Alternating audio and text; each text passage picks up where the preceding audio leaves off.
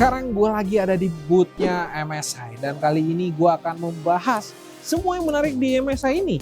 Tentunya yang paling menarik adalah GPU-nya kan. Karena ada GPU yang terbaru yaitu RTX 5000 series. Seperti yang kita tahu, RTX 5000 series itu udah rilis. Dan yang pastinya yang gue datengin duluan itu ada MSI. Karena GPU-nya itu cukup menarik. Yang tadinya di pikiran gue 5080 tuh bakal gede-gede atau mungkin 5070 tuh bakal gede-gede, ternyata enggak. Bahkan 5070 tuh ukurannya tuh mirip kayak 3060 yang slim edition gitu. Kecil banget. Makanya di sini kita bakal bahas semua yang menarik di MSI dan semua line up GPU terbaru dari 5000 seriesnya Nvidia.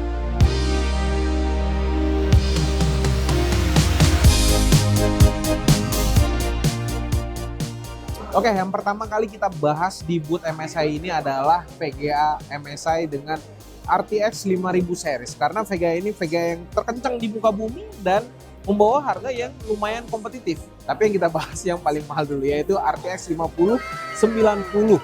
Yang di sini sudah ada 5 seri. Yang pertama ada MSI RTX 5090 Supreme Liquid OC. Dan memang seri tersebut adalah seri yang paling tinggi di MSI karena sudah mempunyai water cooling dengan 360 mm radiator. Jadi kalau misalnya kalian mau pengen yang top notch-nya ya mungkin bisa ke Supreme Liquid OC itu karena udah ada built-in all-in-one liquid cooling. Dan yang menarik di sini adalah yang seri Supreme dan ada seri yang terbarunya Vanguard OC. Sebenarnya dari desain mereka ini mirip-mirip aja dari yang kedua ini. Tapi yang jelas di sini perbedaannya dari kedua VGA ini yang Supreme dan Vanguard OC ini itu ada di heat pipe-nya. Kalau yang Supreme OC itu menggunakan 11 heat pipe, kalau yang Vanguard OC itu menggunakan 10 heat pipe. Dan kalau misalnya kalian cari opsi yang lebih murah lagi, tenang tetap ada Gaming Trio OC yang menggunakan 9 heat pipe dan ada Ventus yang paling murah seperti biasa. Dan gue juga cukup suka dengan Ventus karena Ventus ini selalu memberikan harga yang di luar Nurul, lebih murah. Dan untuk cooling sendiri heat pipe-nya itu menggunakan 5 heat pipe. Beda dari yang Supreme dan Gaming Trio yang menggunakan banyak banget, minimal 8 heat pipe. Tapi kalau yang di sini itu cuma menggunakan 4, tapi it's okay, tetap masih cukup lah untuk mendinginkan untuk 5090.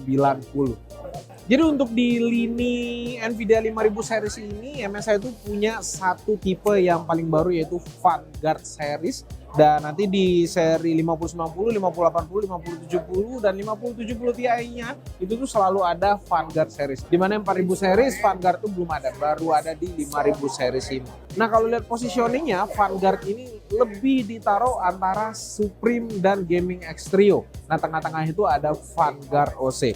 Kalau untuk harganya sendiri setelah gua tanya-tanya ya sama orang MSI di sini, mereka tuh set pricing $200 atau sampai $300 lebih mahal daripada yang seri Founders Edition-nya. Jadi untuk harga resminya mungkin kita bisa kira-kira lah mungkin bisa lebih mahal sekitar 5 sampai 6 juta ke atas. Nah pindah ke bagian sebelahnya di mana ada RTX 5080 series dari MSI. Yang pertama dulu kita bahas nih yang Supreme seri yang paling atasnya.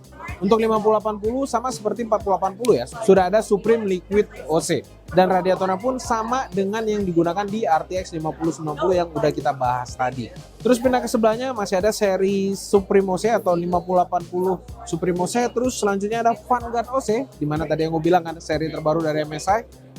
Nah di sebelahnya lagi ada Gaming X Trio. Jadi kalau sebelumnya tuh Gaming X Trio tuh masih mengusung dengan bodi yang bongsor, masih kelihatan high end. Sekarang tuh ada yang di atas Gaming X Trio yaitu Vanguard OC. Nah ini ya. Jadi di sini sudah menggunakan, ini kayaknya menggunakan 3 slot. Kalau yang ini masih menggunakan 2 slot. Nah untuk Gaming Trio OC ini VGA-nya ini gue sih lumayan suka ya sama Gaming Trio kali ini ya, karena kita tuh pengen rakit PC yang kenceng itu tuh nggak perlu capek-capek lagi milih casing karena sekarang desainnya tuh sudah diperkecil lagi atau dikompakkan lagi kayak Gaming Trio ini, bukan Gaming X Trio ya tapi Gaming Trio OC. Terus untuk fitur performance-nya juga tetap ada walaupun sudah diperkompact, tapi tetap ada fitur-fitur yang cakep. Kalau misalnya kalian pengen silent dan performanya turun dikit nggak masalah, kalian bisa pindahin switchnya ke silent. Tapi kalau kalian pengen rasain full performance dari GPU ini, kalian tinggal switchnya kalian geser ke gaming. Masih sama kan kayak yang gaming trio sebelumnya. Nah itu tadi gaming trio OC. Tapi kalau misalnya kalian lihat yang putih di sini, nah ini sama gaming trio OC tapi yang warna putih.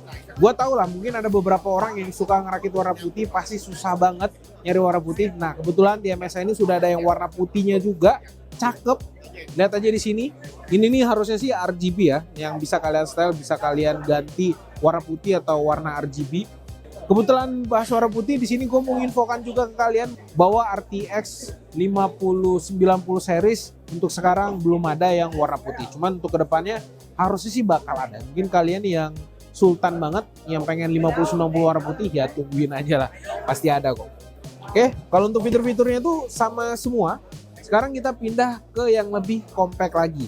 Nih, ada RTX 5080 Ventus. Kayak yang gue bilang tadi kan, Ventus tuh punya harga yang jauh lebih murah. Dan di sini kalau misalnya kita lihat dari body, tuh beda. Jadi yang Ventus ini jauh lebih pendek dan lebih compact lagi. Tebalnya juga beda dikit. Lebih tipis yang Ventus, tapi dari sisi harga jelas Ventus jauh lebih murah. Cuman karena ngejar harga yang lebih kompetitif, jadinya nggak ada fitur kayak yang switch BIOS tadi, nggak ada di sini. Kalian kalau misalnya mau performa lebih ya kalian tinggal tarik aja di MSI Afterburner. Tenang aja, gue pakai Ventus juga tetap masih bisa ditarik-tarik aja kok. Tinggal kalian sesuaikan aja dengan suhu. Kalian lihat juga power limitnya bisa berapa ya, kalian targetin aja ke situ kira-kiranya. Cuman kalau misalnya kalian mau butuh guide yang lebih advance lagi ya nanti bakal kita buatin karena lumayan menarik ya. Ventus sekecil ini 5080 dimana performanya jauh di atas 4090 harusnya bakal menarik untuk rakit mini PC dengan 5080. Kalau misalnya kalian mau lebih compact lagi, ada. Ini MSI GeForce RTX 4080 Inspire 3X OC. Cuman dia jauh lebih pendek dan kalau misalnya kita lihat di bagian atasnya dia lebih panjang yang Ventus. Jadi ini sih harusnya bisa untuk ngerakit di mini PC. Sih banyak banget pilihan VGA kenceng nantinya untuk rakit mini PC. Jadi buat kalian yang suka banget dengan mini PC, nih ada nih 5080 VGA kenceng. Harganya kompetitif juga tapi bisa di casing manapun. Contohnya mungkin di casing Fractal Terajet, nah VGA ini bisa masuk. Cuman kalau VGA yang kayak yang segede gaban tadi yang GeForce RTX 5080 Supreme OC sudah bisa dipastikan itu nggak akan masuk ke casing Fractal Terajet karena gua aja pakai Ventus biar bisa masuk ke Fractal Terajet. Nah sekarang kita pindah ke bagian RTX 5070 Ti series dari MSI. Di sini sih sudah ada 5 SKU dan kalian nggak akan bisa menemukan yang Supreme atau Supreme pakai liquid cooling tadi, nggak ada di seri 5070 Ti karena seri high-end tadi itu cuma ada di 5080 dan 5090 series. Dan di sini startnya dari Vanguard OC. Kalau dilihat dari body itu mirip-mirip kayak 5080 Vanguard OC. Dan di sini ada switchnya juga, switch silent dan switch gaming. Kalau misalnya kalian pengen full performance ya pindahin aja ke gaming. Memang kalau kalian tanya berapa heat pipe nih yang untuk 5070 Ti, nah maafkan karena di sini gua nggak tahu informasinya. Kalau gua hitung sendiri sih tadi ada sekitar 8 heat pipe kalau gua nggak salah hitung juga ya. Cuman untuk cooling sendiri ya harusnya sih udah lebih dari cukup ya Vanguard OC ini ya. Kalau misalnya kalian nanya bang di sini bakal panas nggak nanti pakai 5070 Ti Vanguard OC, gue jamin nggak akan panas karena cooling yang menurut gue terlalu lebay untuk sebuah VGA RTX 5070 Ti. Sekarang kita pindah ke 5070 Ti Trio OC Plus. Nah di sini sudah menggunakan 2 slot lagi, tapi lihat di sini sudah bengkok, mungkin jatuh gitu kan sama siapa gitu yang pegang-pegang, pasnya bukan gua ya. Masih ada switch untuk performance-nya silent dan gaming, dan dia tadi masih menggunakan 2 slot untuk mini PC, nggak masalah. Terus kita pindah lagi ke sebelahnya. Nah ini nih yang bener nih, ini gaming Trio OC Plus tapi yang warna putih. Ini baru bener tuh, nggak bengkok kan. Oke, di sini warna putih tetap ada, fiturnya juga sama, ada switch BIOS. Dan buat kalian mau rakit mini PC putih, pastinya ya gampang banget dengan seri MSI yang ada di sini. Nih, ada lagi nih 5070 Ti yang Ventus, yang gua ngerasa sih ini lebih ringan daripada 5080. Wait, gua ambil. Oke, kalau kita lihat di sini 5070 Ti dan 5080 Ventus 3X OC Plus, gak bisa bedain mana 5080 mana 5070 Ti, pasti susah kan ya. Sama gue juga kesusahan. Oke, secara body dan bobot gue sih ngelihatnya sama, dan ini untuk dipakai di mini PC juga harusnya sih masih bisa-bisa aja. Oke, gue balikin dulu walaupun gue nggak tahu nih mana yang bener VGA nya. Udah.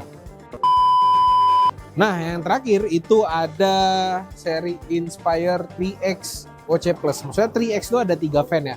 Dan ini di tangan kiri gua udah gua tandain ya. Ini VGA RTX 8080, ini 5070 Ti, oke. Tangan kanan 5070 Ti, kiri 5080. Sekarang kita coba ya.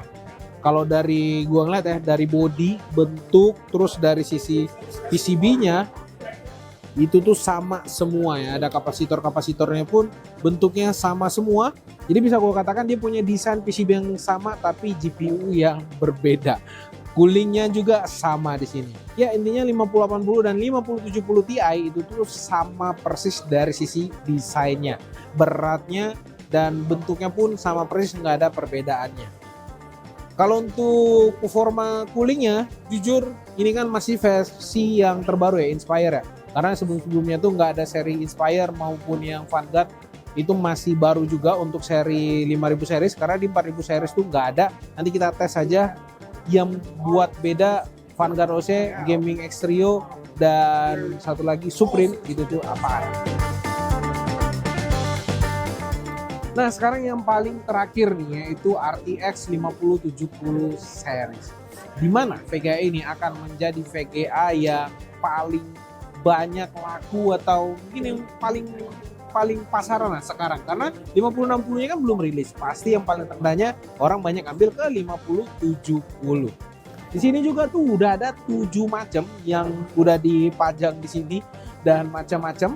Mungkin kita mulai dulu dari Vanguard OC. Nah tadi yang gue bilang ini Vanguard ini masih termasuk versi yang terbaru juga, dan untuk 5070 series itu nggak ada switch BIOS-nya. Jadi kalau misalnya kalian mau tuning performance-nya, kalian bisa langsung pakai MSI Afterburner. Di sana kalian bisa explore sesuka-suka kalian. Terus dari sisi desain atau bodinya, kalau misalnya kita lihat di sini untuk taruh ke mini PC masih kelihatan sulit ya, karena dia sudah menggunakan 2,5 slot GPU. Biasanya kalau casing-casing mini PC itu menggunakan 2 slot GPU, kalau ini 2,5 slot makannya. Terus ke sebelahnya 5070 Gaming Trio OC. Sebenarnya sih untuk pakai 3 fan terlalu overkill, tapi ya udahlah, buat kalian yang mau totalitas tanpa batas, kalian masih punya opsi lah, yaitu 5070 Gaming Trio OC.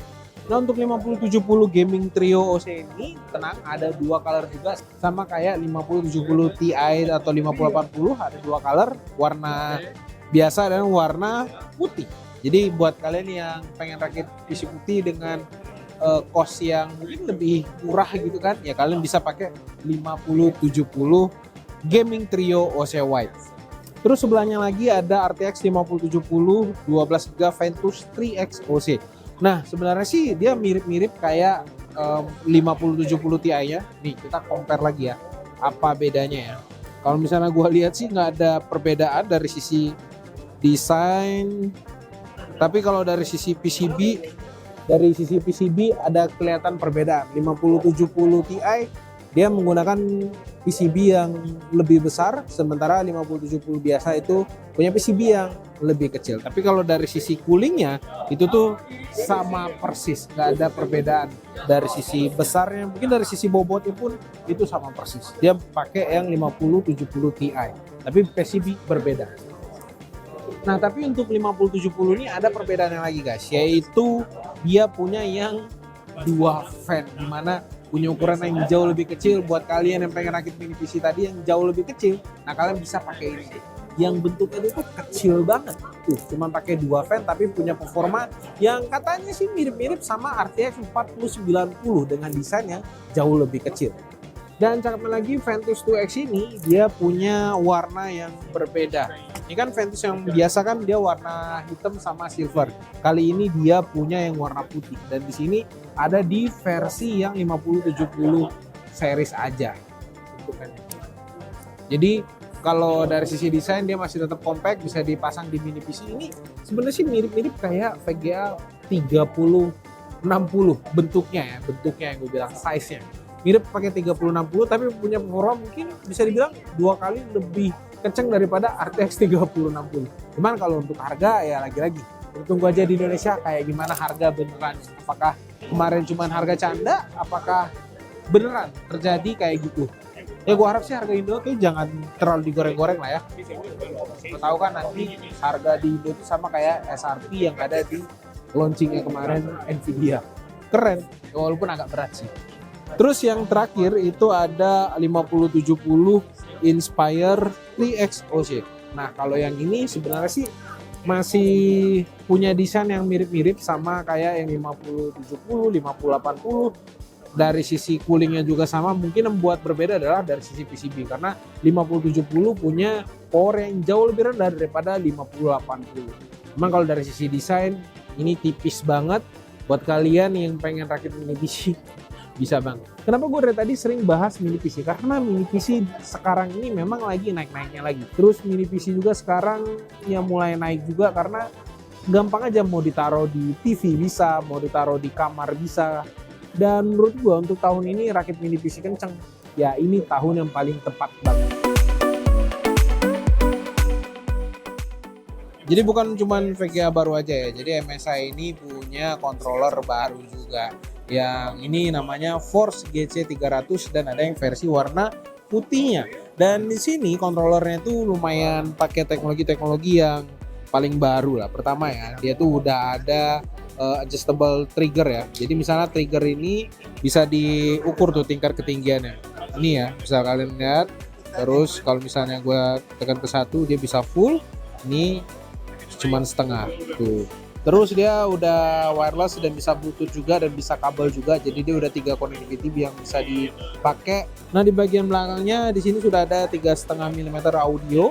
Jadi buat kalian yang pengen jauh-jauh gitu kan dari PC kalian, kalian pakai monitor yang gede banget, kalian bisa pakai earphone kabel kalian ke sini.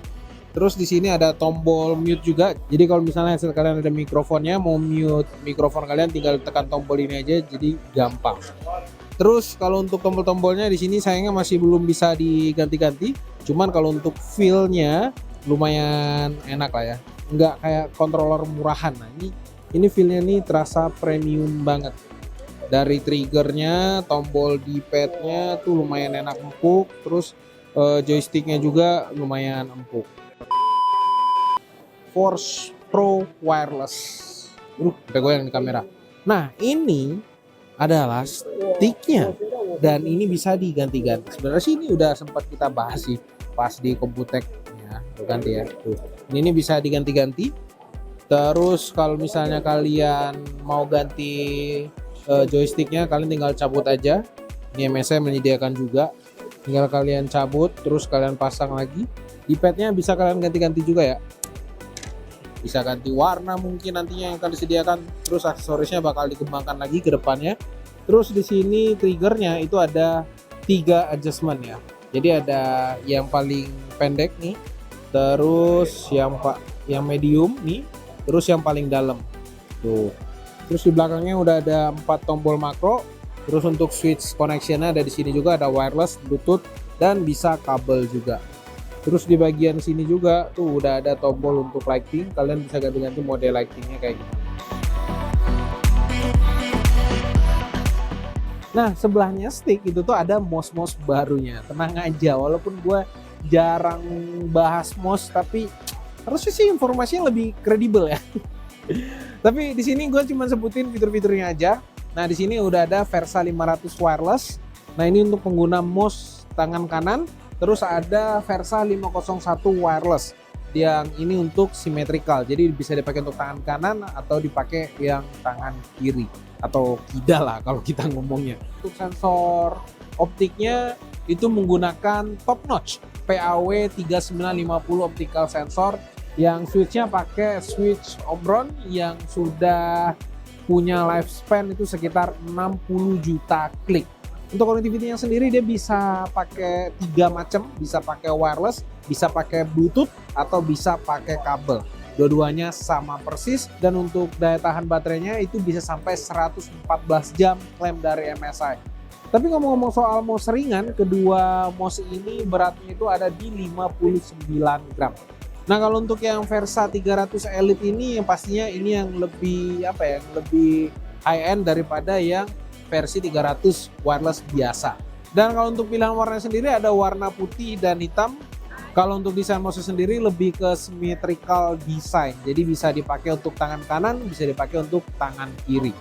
Kalau untuk sensor optiknya dia menggunakan PixArt PAW 3395 optical sensor. Kalau switchnya pakai Omron yang up to 60 juta klik juga. Cuma kalau untuk optical sensornya di sini lebih tinggi, bisa up to 26.000 dpi. Gua nggak tahu resolusi berapa yang menggunakan 26.000 dpi. Untuk connectivity-nya sama, bisa pakai kabel, bisa pakai Bluetooth, dan bisa pakai wireless. Tapi untuk baterainya sendiri di sini yang berbeda ya. Kalau yang versi 300 Elite itu bisa 200 jam, tapi kalau untuk Versa 300 wireless biasa itu bisa bertahan cuma 50 jam. Lebih rendah daripada yang versi Elite-nya. Tapi versi Elite sama versi biasa itu tuh berat itu sama-sama 60 gram. Gokil kan?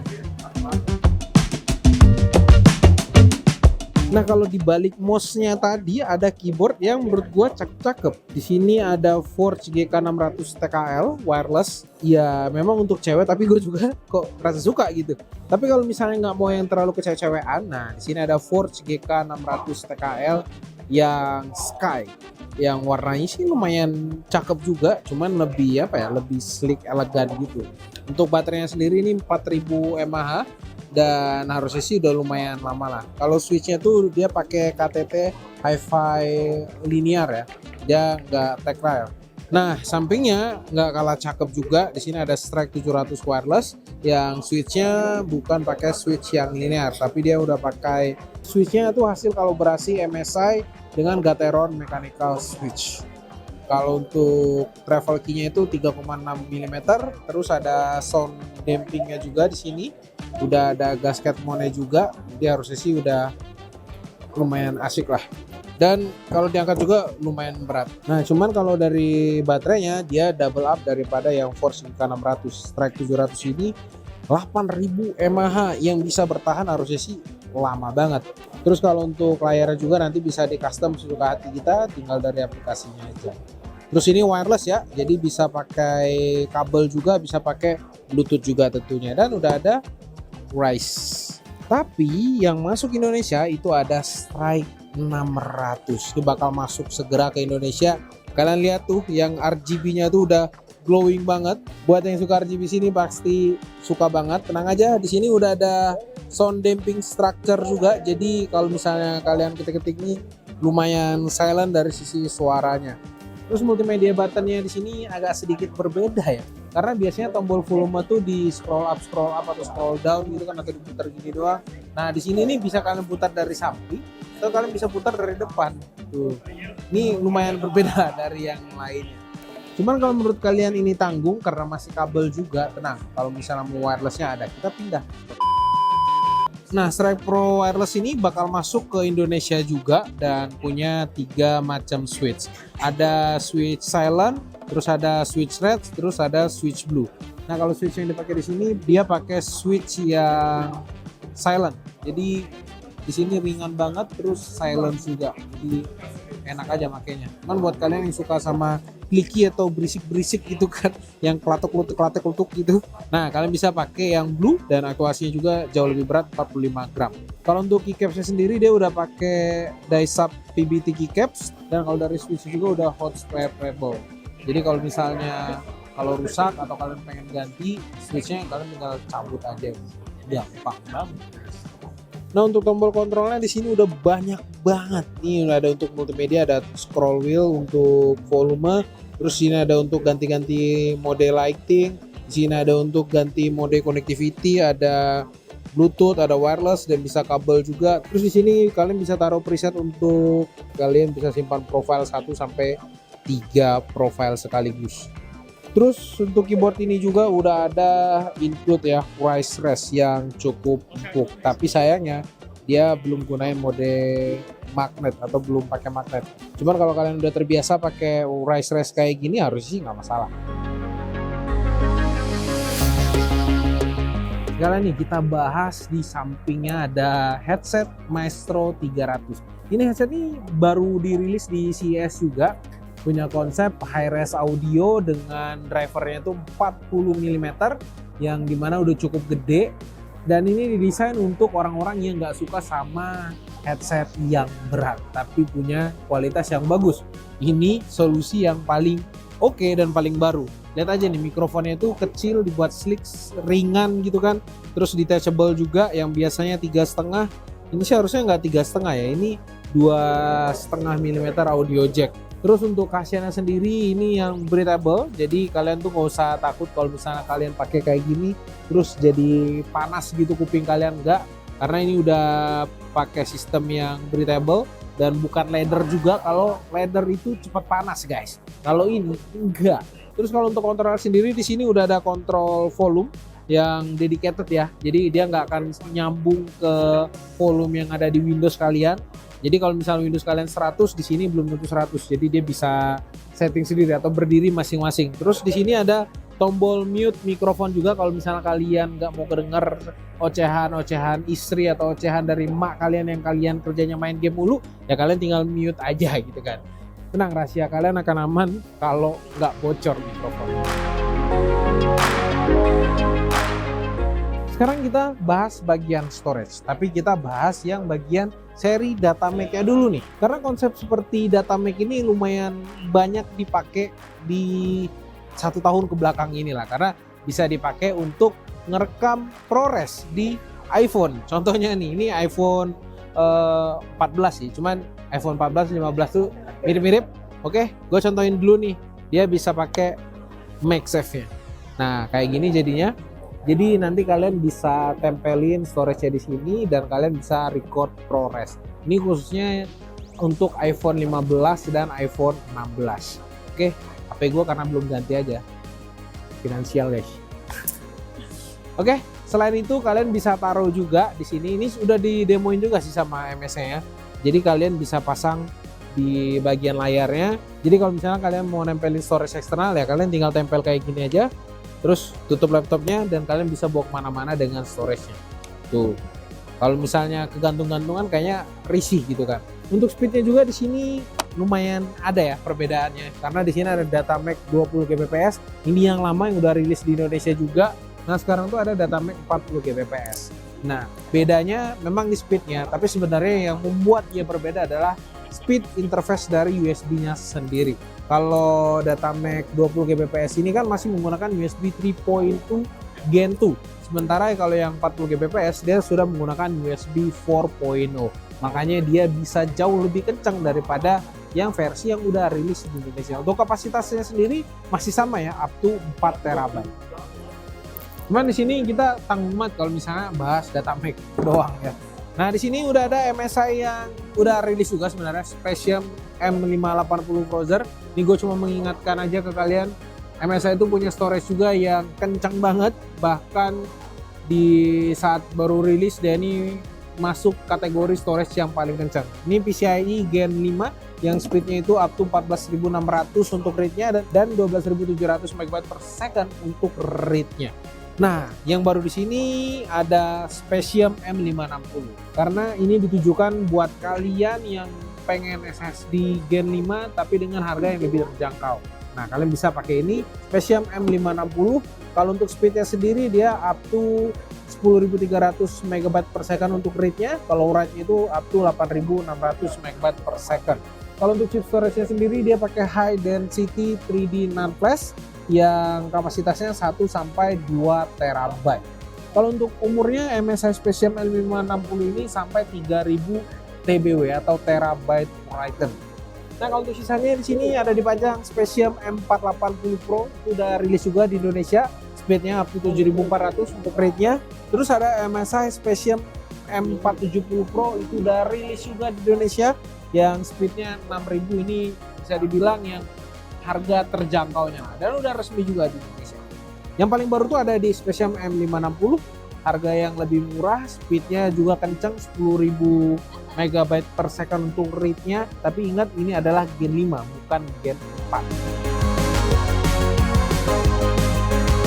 Dari semua PC yang ada di bootnya MSI, yang paling gue suka sih sebenarnya ini Project Zero. Karena ya apa ya, kalian lihat nih, dibilang tebel tuh enggak, mungkin satu jengkal gua, tapi kalau misalnya kalian lihat dari depan itu tuh clean banget, gak ada kabel sama sekali. Paling di sini doang ada kabel riser, tapi kabel risernya juga pipih, jadi kayak nggak kelihatan kabel. Ya gua harap sih ini diseriusin sama MSI-nya atau mungkin sama brand lain gitu ya, karena konsep ini cukup menarik. Dan kalau misalnya bisa tuh airflow-nya lebih dibagusin lagi, karena kita lihat bagian depan tuh nggak ada bisa naruh fan sama sekali.